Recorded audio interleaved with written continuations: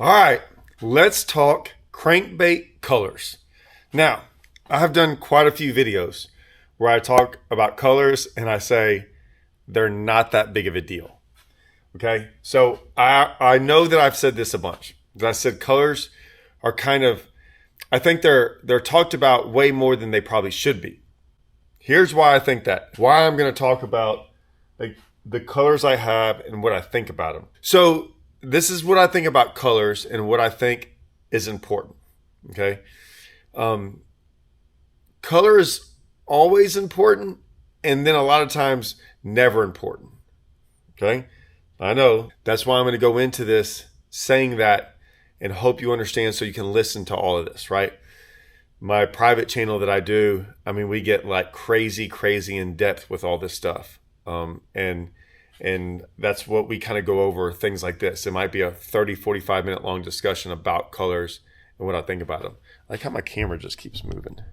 I'm going to kind of talk about like 6XD, 8XD, 10XD, 5XD kind of colors. I think there's a color on every lake that there's one color better than all the rest of the colors. On Rayburn, that's like chartreuse blue.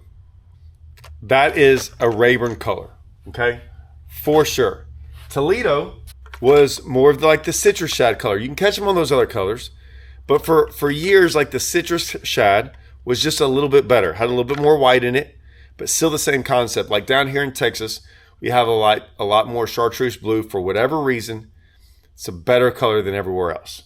Now this color, I'm a guy who doesn't like to go with like standard, natural, normal colors that everyone else does.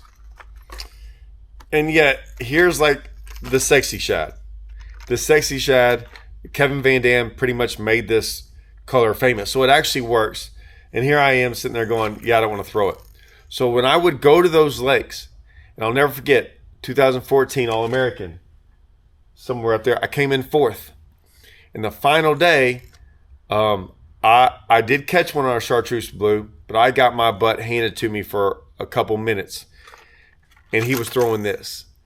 And I just tried to take what I did down here up there. I ended up catching them, but I couldn't crank them. I had to, like, they got on the crankbait for like 10 or 15 minutes and then they got off it. But that color, I could not get bit on my chartreuse and blue after the first one. And so I started realizing, and this was, 12 years ago, that color matters, right? I still caught one on the chartreuse and blue, but to catch more, I caught them on another color. And that's what I want to get into. Like, it matters to a degree sometimes. So here's the thing when I say color doesn't matter, and it sometimes does. Almost every one of those crankbaits I can probably get bit on. And what happens is a lot of times you'll see people get bit on a crankbait, and they get bit not because of color, just because you threw a crankbait in there on a fish that wants to feed. And so a lot of times you're going around catching fish on crankbaits because you're throwing the right bait. And I sometimes don't get worked up on colors because it's very hard to know what the right color is. And the reason is there's like 20 of them up there. I don't know what the best color is day to day. No one can figure that out. It's very hard. It's easy for us to find eventually over time, months, years, what the best color is on a lake. And that's great if you know that. But if you don't, I just go with a couple standard colors, right? So when I made that cranking video the other day, here it is if y'all don't know, what I do is I get about 2 to 3 colors. So I get the brighter color, a chartreuse blue. I get a shad color. Sometimes I go with that. What I really like is this Tennessee shad. I like that. It's a white, but a subtle white. And then I'll go with this, some type of clear one, right? This is the green gizzard shad. I like the green gizzard. We also have like pro blue. We have like that one right there is like a minnow style color. Any kind of minnow color is like a clear color. You just need some version of those 3 colors. A bright one, a very shad, natural, whitish one, and then a clear one. And real quick, you can figure out which one of those is the best, right? And a lot of times it's easy. If you can ever find a school of fish, and here's me on the video the other day, I was finding them on the chartreuse and blue. The reason I pick a chartreuse and blue or a bright colored crankbait is for this reason. Okay. And this happens almost all across the country. If one really is feeding, right? One of those fish, and a lot of times when you're cranking, you're searching for fish. So I'm out there, I want a bait. I'm not trying to be subtle with the crankbait. I'm trying to reel it fast. I'm trying to find fish a lot of times with it. That's the goal of it sometimes. And so I want something, it's like throwing an Alabama rig. I want an Alabama rig out there over a single swim bait because I want to draw fish to it. It has more of a drawing power. And maybe the single swim bait's a better bait than the Alabama rig, right? And it's a more subtle style. But if I'm trying to search for fish, if they're in a school, I'm going to get one of those to fire on an Alabama rig. Now, I might end up changing to the smaller swim bait, the single swim bait, and catching more fish. But I'm searching fish sometimes with that Alabama rig. Same thing with a crankbait. I'm searching for that active fish. In a bright colored crankbait, they're probably going to bite anything, but it has more of a drawing power. And that's what I'm after. So that's why I say sometimes the color isn't important if that's what you're going after. Now, if I already know those fish are there, then color becomes a lot more important, right? If I know fish are already in a spot, then I will start to change and try to figure out. Now, it might stay with the chartreuse and blue. That still might be the best one. But what I have found, and especially with LiveScope kind of helps me realize this, is before we never really knew how many fish were down there in a school. So I'm learning that, how many fish are actually down there and how many fish don't eat your crankbait. And I don't care what color you throw on them.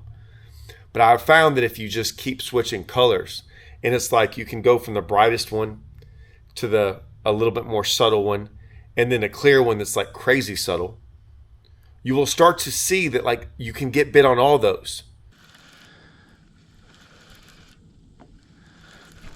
God, hitting it. All right, let's. A lot of times I can catch them right off the bat on that blue and chartreuse one. And I'll throw this like natural color on them.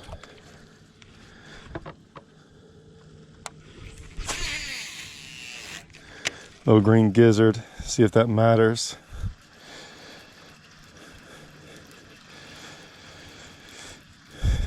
Yep, there it goes. I didn't even get to him. Freaking ate it.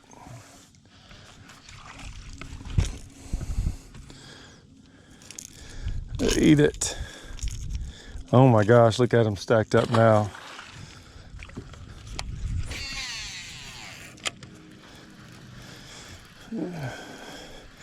I hope they just start eating it every cast.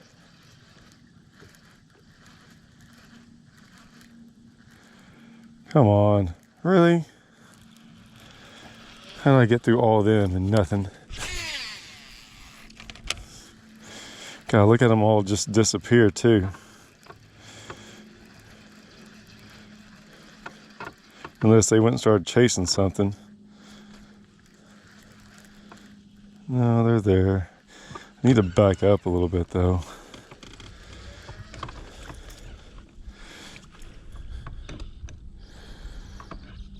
Where'd they all go?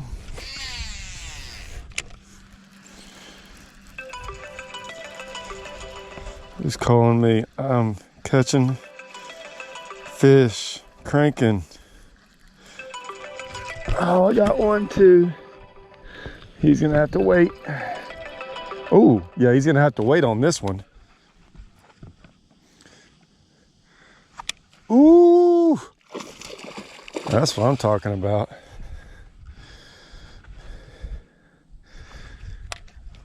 I mean, big one. Choked it. Come on up. Oh, he missed.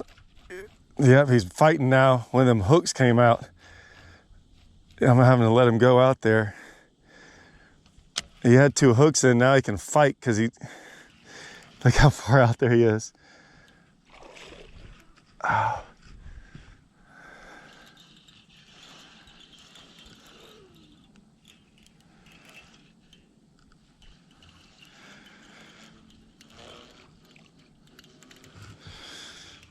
Oh my gosh, there's another big one with it. Look at that big one with it. There's two of them. You see them? Two of them with it.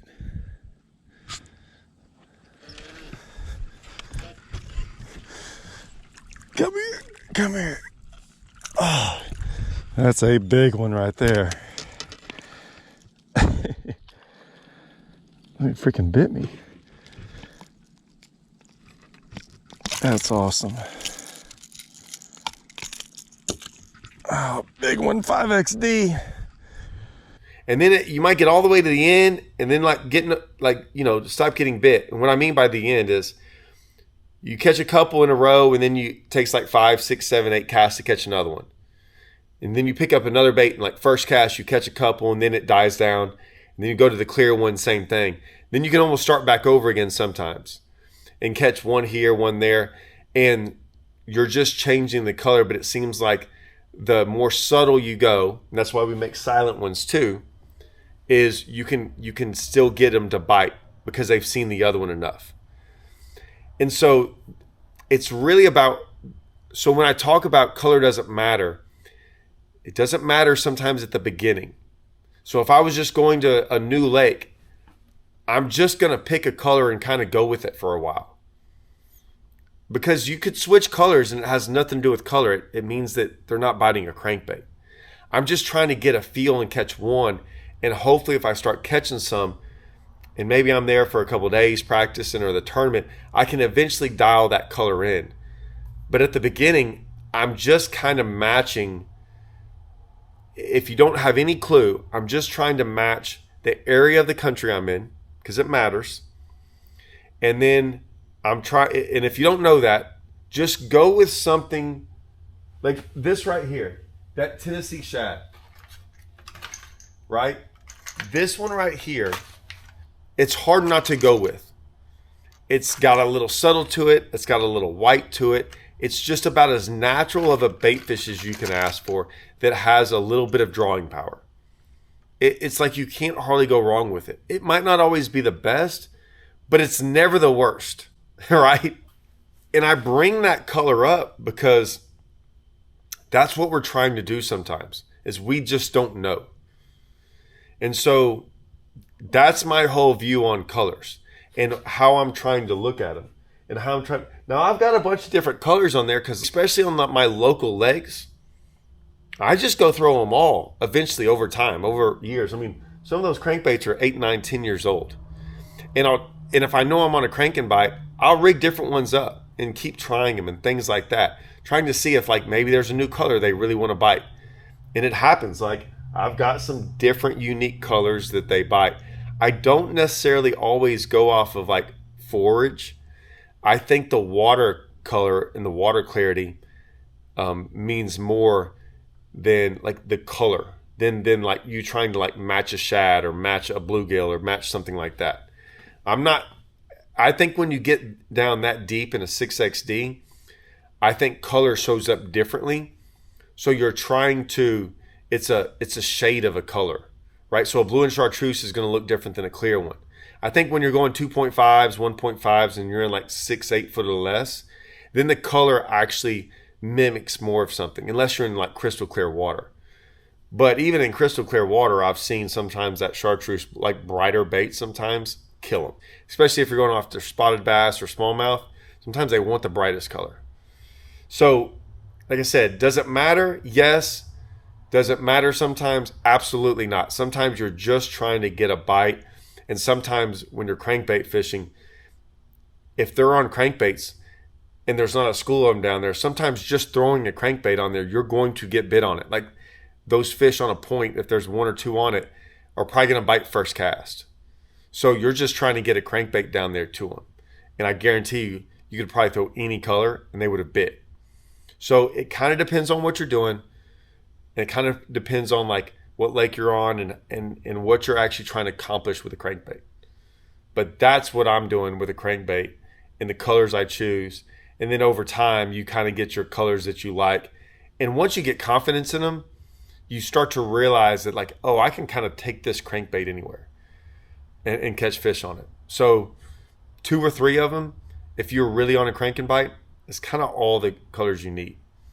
So that is what I think about crankbait colors and how I choose them, and how maybe you should look at them and view them when you're choosing them as well. All right. Hope you enjoyed.